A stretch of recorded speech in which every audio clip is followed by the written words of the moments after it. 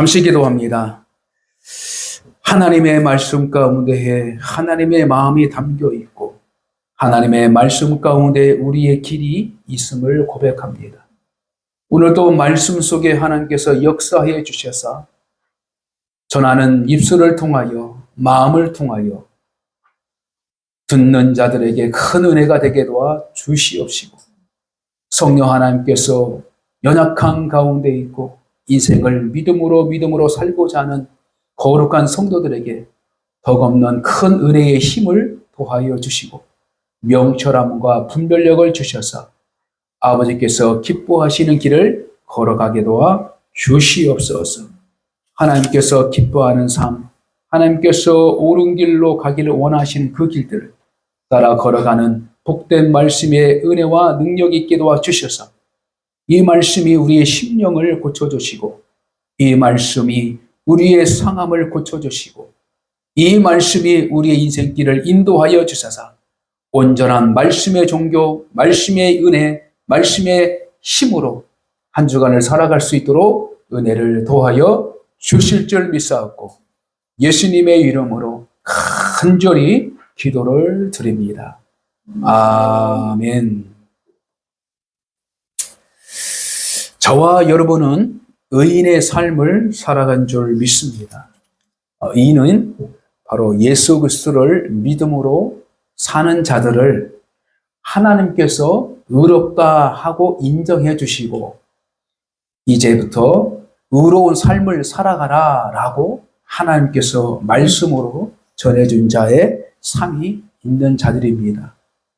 하나님께서는 말씀이 없는 곳에서 하나님의 말씀을 부정하고 하나님의 말씀을 가르치는 자가 없는 곳에서 하나님의 뜻을 분별하지 못하므로 하나님의 마음을 근심케 하고 하나님의 뜻에서 벗어남으로 하나님께서 자신이 말씀하신 심판의 자리로 이 세상을 인도해 주셨다는 것입니다. 그러나 심판이 끝이 아니라 하나님께서는 심판을 예고하셨지만 그 심판을 통하여서 모든 사람들이 하나님에 대해서 깨닫고 하나님의 은혜를 찾을 수 있는 기회를 열어주셨다라는 것입니다. 아담의 범죄로 말미암아 인간이 타락하고 그 타락한 열매가 남을 시기하고 또한 분노의 장으로 엮어서 그를 죽이는 그러한 살인자의 모습으로 나타난 가인의 인생을 분명하게 성경은 기록해 주셔서 죄는 사람을 죽이는 결과물을 낳는다라고 하나님께서는 가르쳐 주셨습니다. 그러므로 죄의 시작은 무엇으로 시작하느냐? 바로 욕심으로부터 시작하고 그 욕심이 바로 하나님의 말씀을 거부하고 그 하나님의 말씀을 거부할 때에 사단의 소리에 기울여 사단의 뜻에서 살아가는 존재라는 부분을 찾아간다는 것입니다. 그러므로 죄인의 길에서 이제는 의인의 길로 하나님께서는 불러주셔서 우리는 의인의 길로 가는 거룩한 사명과 거룩한 길이 준비되어 있다라는 사실을 믿는 여러분이 되시기를 주님의 이름으로 간절히 부탁을 드립니다. 그러므로 믿음으로 사는 사람들의 특징은 성경에서 여러 가지로 나타나지만 가장 중요한 하나님의 기준은 뭐냐면 바로 하나님의 말씀을 따라 살아간다라는 그 기준이 믿음으로 사는 사람들의 특징이라는 것입니다. 왜 하나님의 말씀이 믿음으로 사는 자들에게 필요한가라는 것입니다. 이 믿음은 하나님께서 옳은 행실로 말미암아 그 믿음으로 우리를 살려주셨기 때문에 그 살려주신 그 믿음의 터전을 둬가지고 이제는 그 하나님께서 원하시는 길, 하나님께서 말씀하신 길로 가게 된다라는 것입니다. 그래서 저는 믿음의 삶이 무엇일까? 믿음으로 산다는 것이 무엇일까? 여러 방면에 고민하면서 믿음으로 살도록 저는 여러분들을 권면하고 또한 앞서 행하는 귀한 자리에 서 있다라고 볼 수 있습니다. 그리고 여러분은 세상 가운데에 하나님께서 믿음으로 사는 그 길을 가도록 하나님께서 말씀해 주셔서 세상 사람들이 여러분들의 행함과 여러분들의 모습을 통해서 하나님께서 기뻐하시는 것이 무엇인가라는 길을 보여주도록 분명하게 하나님께서 계획하셨다는 것입니다. 마태복음을 통하여 말씀하셨죠. 너희 착한 행실로 저희가 하나님께 영광을 돌리게 하라. 이 말이, 이 착함이라는 것은 뭐냐면 바로 하나님이 보시기에 공정한 길, 공정한 행위, 바른 행위, 더 나아가서 우리가 친숙하게 받아들이는 것은 옳은 행실을 말하고 있습니다. 그러므로 옳은 행실은 곧 의로운 옷을 말하고 있고, 의로운 옷을 입은 자들은 바로 하나님께서 옳은 행실을 행했다라고 인정해 주셔서 오늘 본문의 말씀 마지막 세상에 끝날 그 부분에 우리 주님께서 이 땅에 신랑 대신 주로 오셔서 거룩한 성도들을 불러주셔서 신부의 옷을 입혀주시는데 그 하얀 옷을 입혀주셔요. 그래서 이 순백의 하얀 옷을 입은 것은 뭐냐면 순결한 삶을 말하고 있고 또 순결한 삶을 살아가기를 원하고 있고 또한 그 순결한 자세의 준비를 말하고 있는 것입니다. 그래서 우리가 이 가을날에 어제만 해도 제가 아시는 분들 중에 또 두 커플이 결혼을 하게 됐습니다.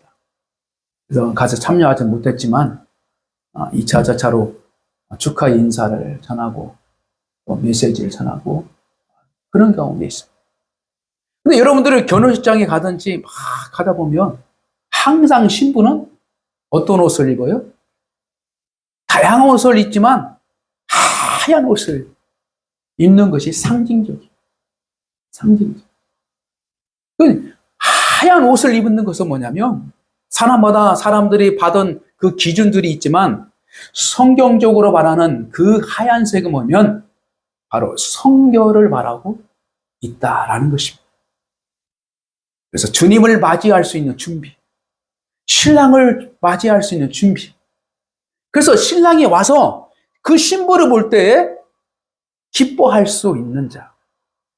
그러면 신부를 맞이하기 그 전에 그 신부의 행위와 신부의 마음과 신부의 인생을 가만히 돌아볼 때에 신부로서 적당한 자냐라고 하나님이 판단하신다는 거예요. 그래서 이 성경에서 말하는 흰옷은 뭐냐면 성도로 살아가는 그 과정의 여정 속에서 성도답게 의로운 길을 걸어갔는가라는 거예요.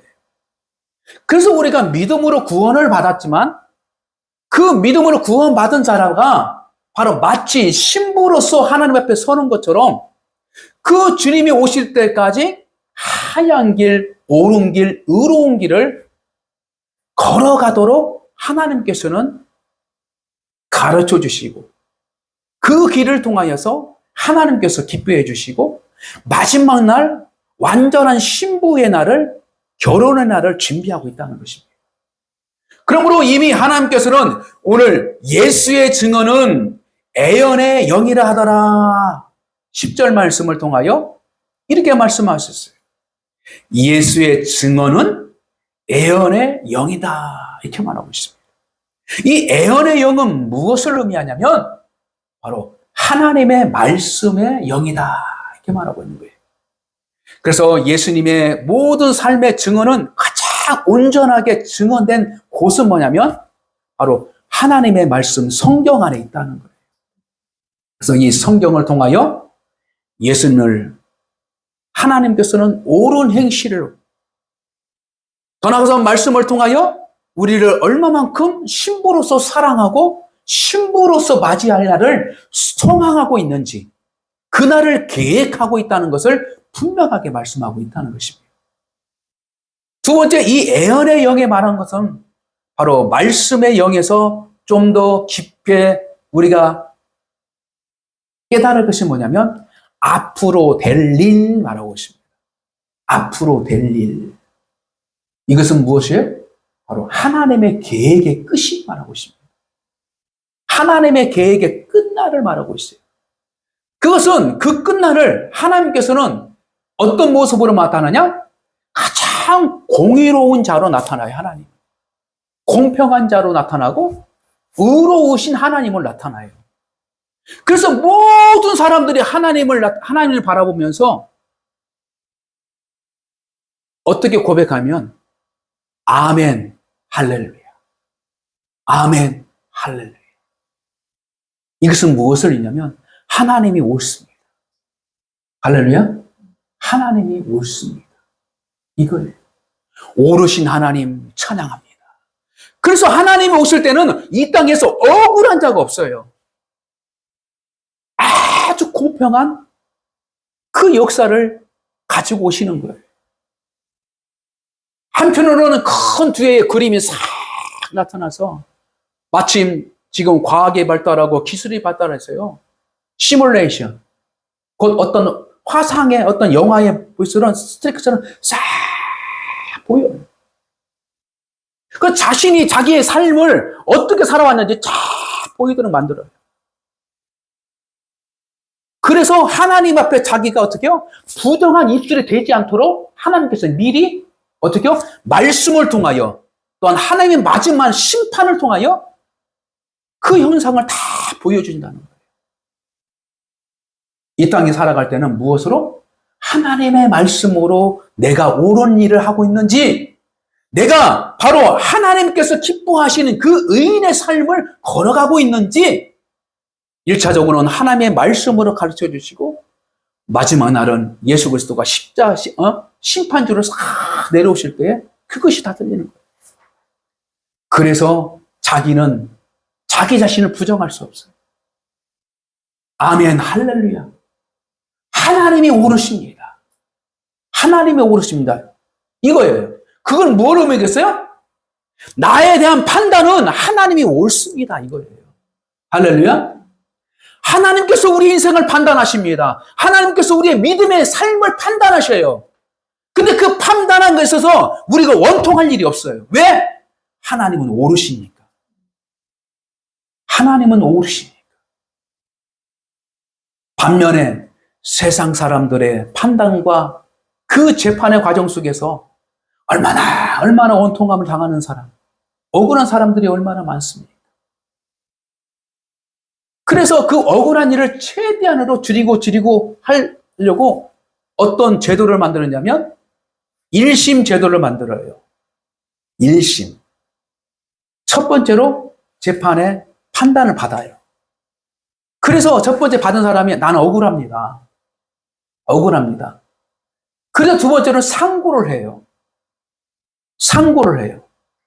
그 상고는 뭐냐면 제2심이에요. 제2심. 제2심은 첫 번째 이 법관이 이루어져도 이제는 대법원으로 가는 거예요. 네. 그래서 이 1심, 그러니까 지방법원에서 1심, 그 다음에 2심, 그 다음에 마지막 법관은 대법원까지 가요. 대법원. 대법원. 그래서 대법원께서 딱 내는 것이 완전한 판결이에요.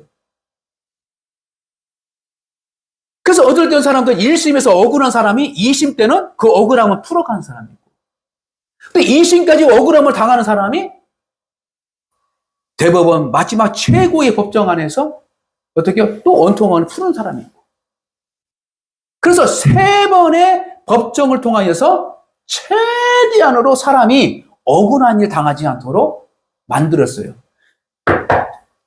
그럼에도 불구하고 억울한 일이 있어요. 그럼에도 불구하고 억울한 일이 있어요. 그래서 또 어떤 방법이면 재심이라는 과정이 있어요. 재심이라는 규칙이 있어요.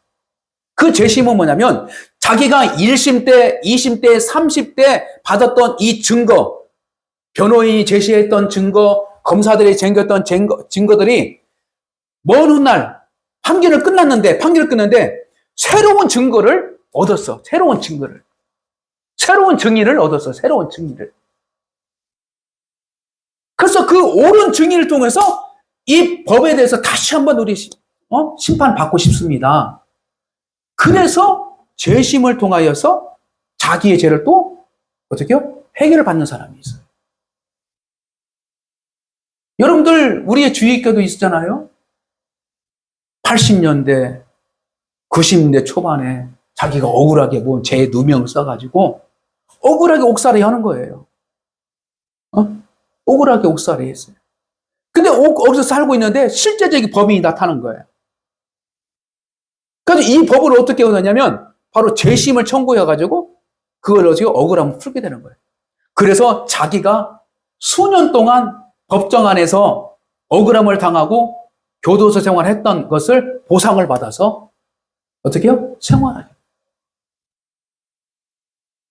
이게 90년대 초반에 있었던 여러 가지 사건들 중에 그 한 사건이 여러분도 아실 거예요.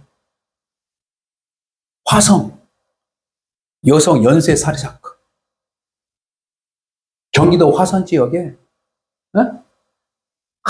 그냥 여성들이 그런 억울함을 당해서 죽게 되는데 그냥 그때 당시에 아무나 잡아가지고 적당한 사람 잡아가지고 실적 올리려고 그 사람 아니요 쌩통쌩통 그냥 법을 그냥 다 그냥 누명을 써가지고 법정에 가게 돼서 그래가지고 무기징역 받아가지고 처음에는 사형선고 받았죠. 근데 두 번째는 무기징역 떨어졌어요.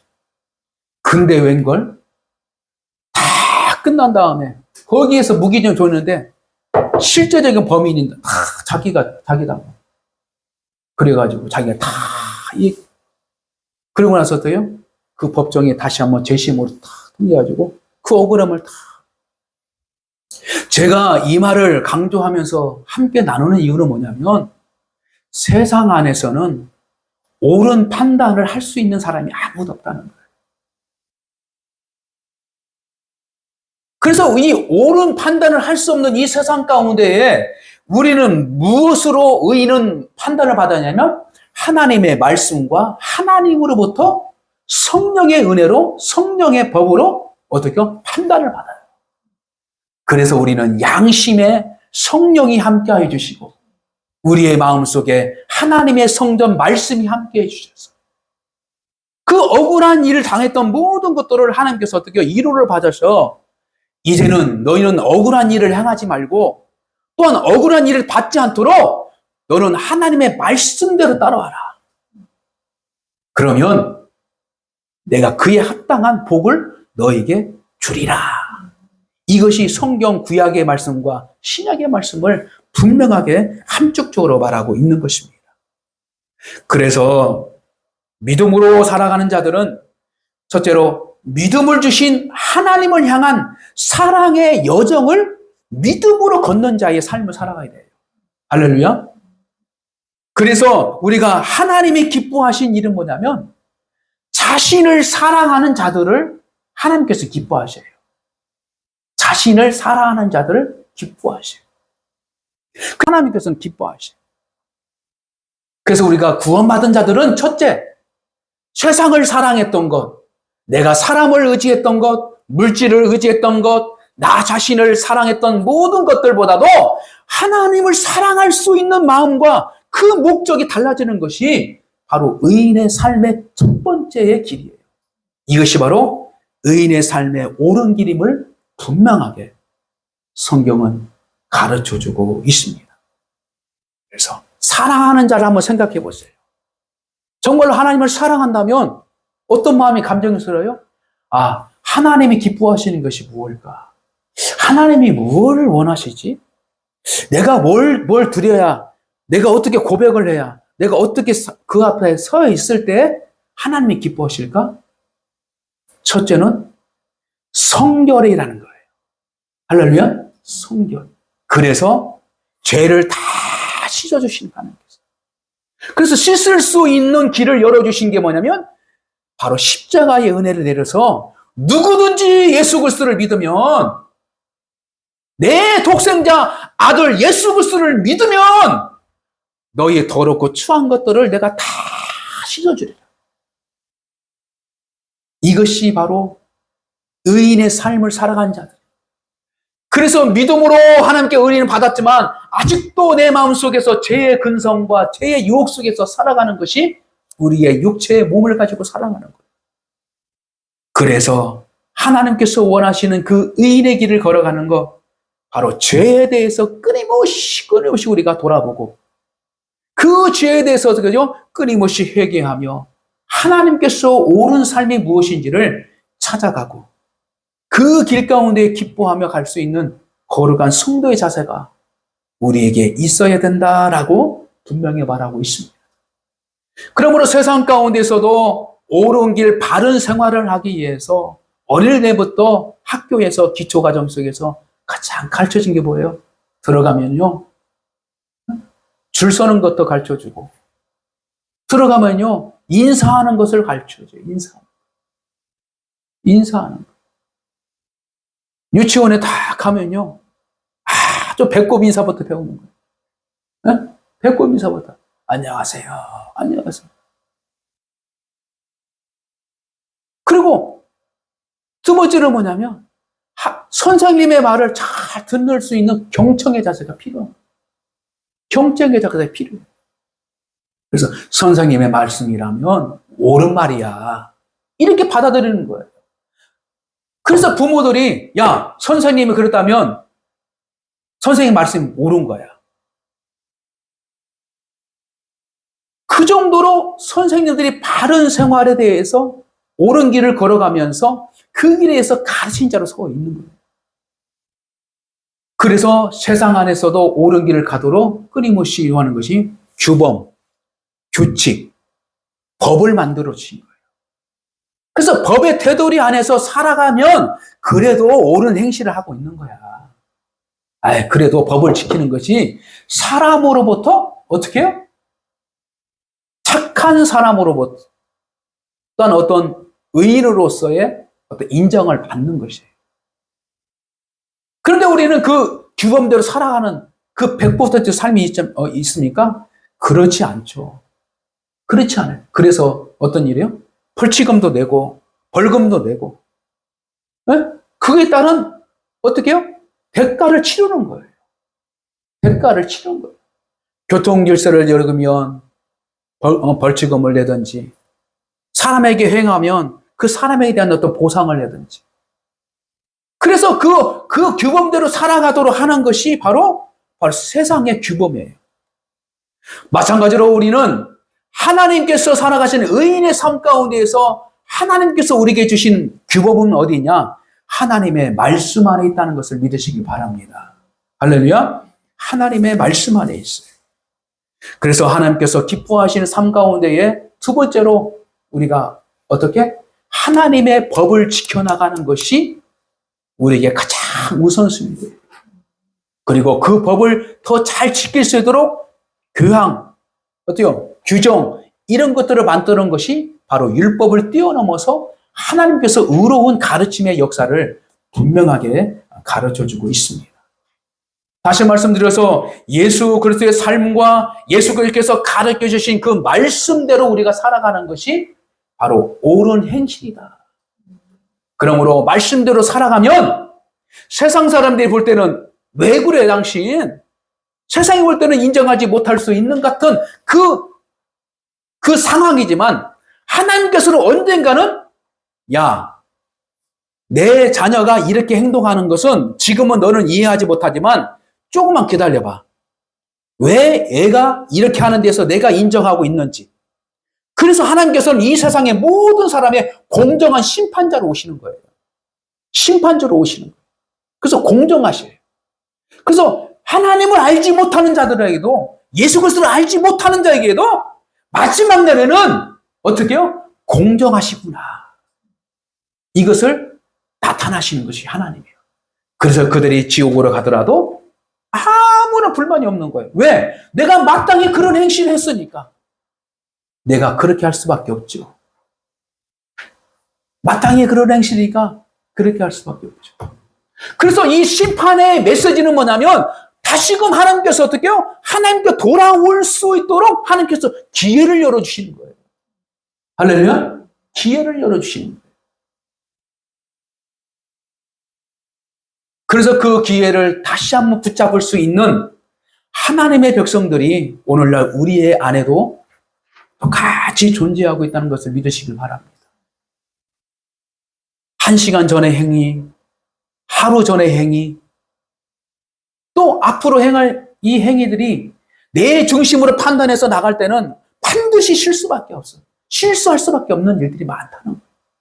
내 감정에 갇혀서, 내 생각에 갇혀서. 그리고 또 옳지 않는 사람과 동행하게 되면 그 사람의 가르침을 따라서 그 사람의 영향을 받아서 내가 옳지 않는 행동을 할 수밖에 없는 그 연약한 인간의 급성을 가지고 있어요. 그래서 우리 주님께서 사람께서 제자들과 함께 동행하면서 하나님의 나라의 법이 무엇인지, 하나님의 법에 따라가는 것이 무엇인지를 분명히 말하셔서 자기가 뭘로? 참된 목자로서, 할렐루야, 참된 목자로서 함께 걷는. 그래서 오늘 본문 말씀을 통하여서 하나님께서는 어떤 부분을 지적하고 있냐면 거짓 선지자들을 통해 유혹에서 빠지지 않도록 하나님께서는 끊임없이 너는 옳은 길을 선택하라.